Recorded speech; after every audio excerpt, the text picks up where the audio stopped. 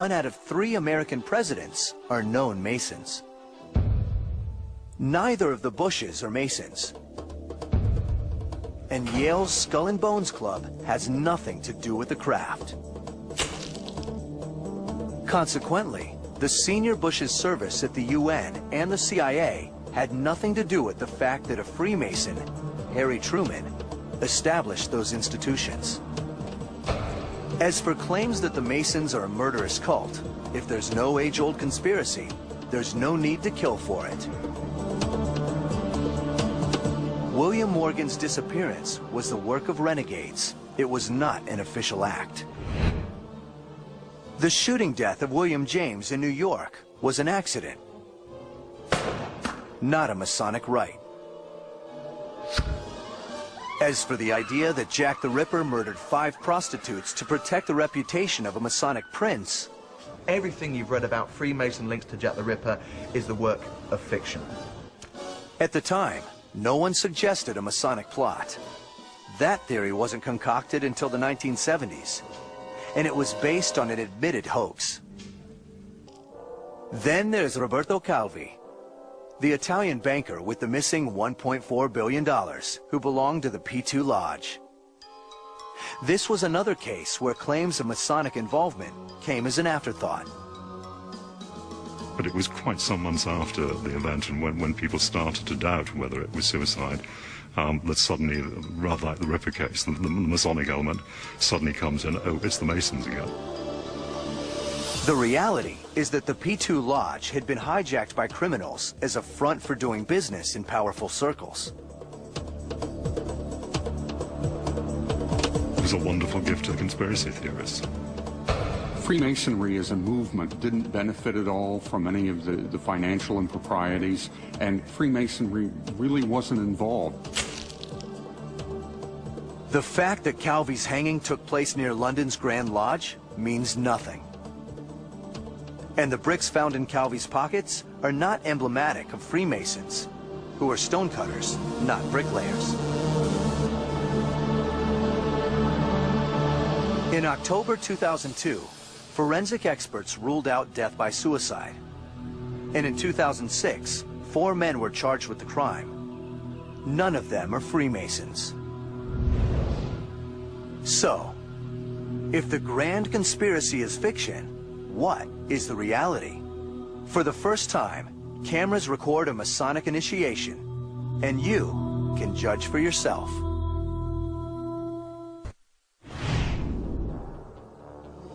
For hundreds of years, the Masons have been wrongly accused of manipulating global institutions with occult powers and clandestine plots. At the core of these fears is their secret rite of initiation, a ritual that allegedly indoctrinates the power elite into the Masonic world. What is the reality behind the rumors? The initiation ceremony is something which has a huge effect on the individual. Now, cameras have been allowed in to record the entirety of a ceremony that has generated centuries of fear and paranoia. The secret initiation into the first degree. As the process begins, the new entered apprentice is alone. He is instructed to knock on the door of the lodge room. Worshipful Master, there is an alarm at the door. Attend to the alarm. He is then led up to the officers of the lodge, who begin the proceedings.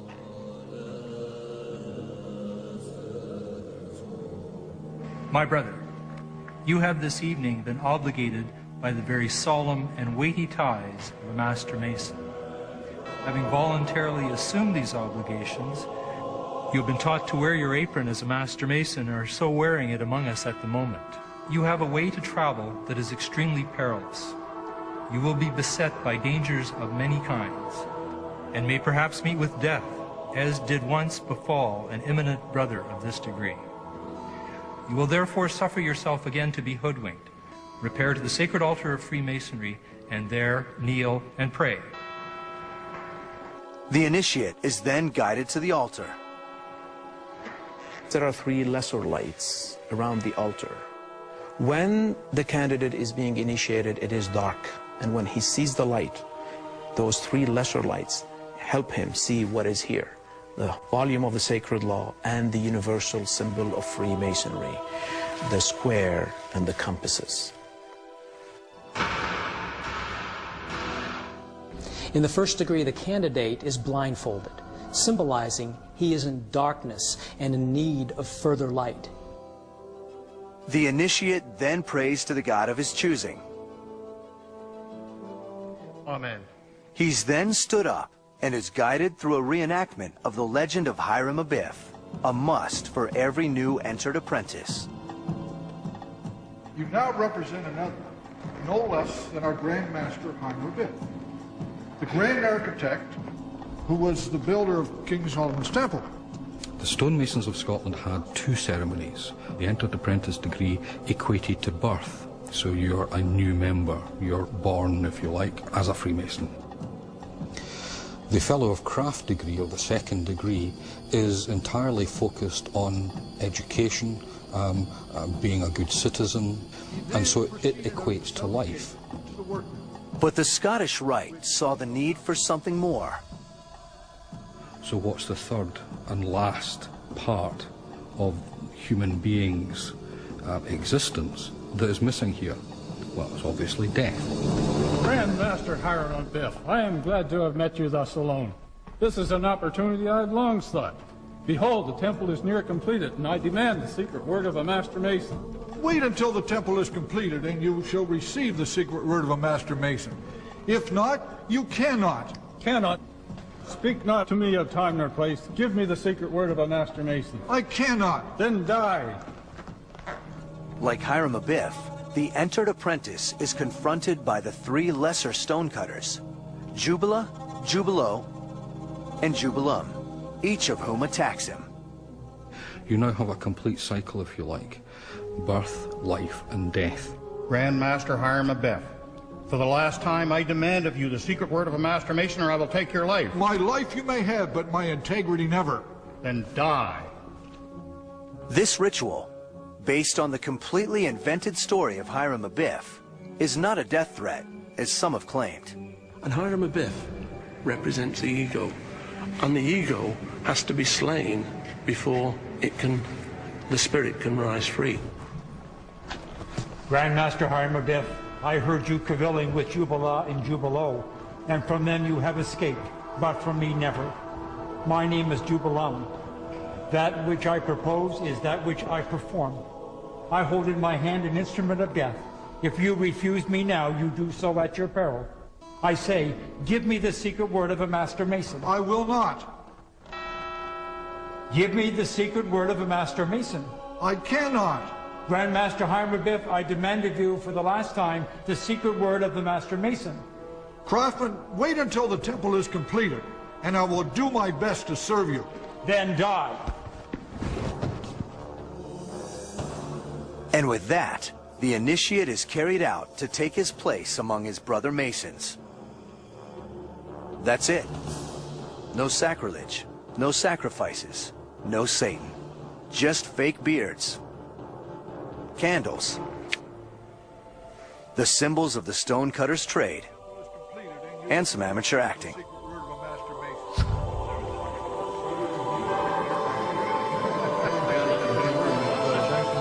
This is what all the fuss has been about.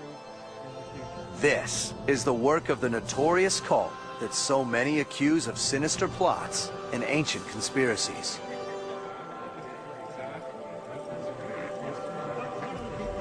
Masonic ritual is meant, I think, it uses ritual as an instructional technique, and it tries to stimulate the candidate into thinking about certain ideas. Ideas no more controversial than the encouraging of strong character and good citizenship. It all seems little more than a well-funded boys' club for grown-ups, complete with secret handshakes, mysterious code words, spooky symbols,